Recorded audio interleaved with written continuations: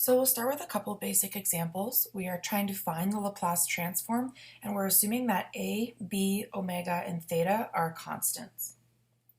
So we'll do a couple just pretty straightforward. We'll start with like this. We have cosine of pi t.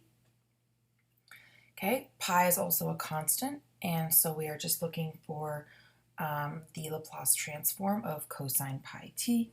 So we write that as, this is what we're looking for. We can refer back to our table of Laplace transforms, and it says that the Laplace transform of cosine omega t is s over s squared plus omega squared.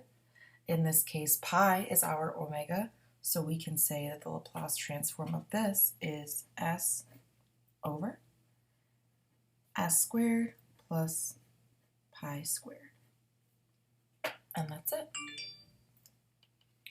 We can try another example here. So if we wanted to find the Laplace transform of, say, 4t plus 11.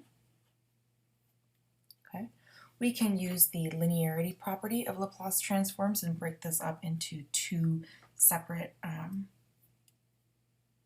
transforms. So we have the Laplace transform of 4t plus the Laplace transform of 11. And furthermore, we can factor out this constant of 4 right here because it's just attached to our t. So we're going to say this is 4 times the Laplace transform of t. And actually, we're going to do a similar thing here. We're going to say this is 11 times our Laplace transform of 1.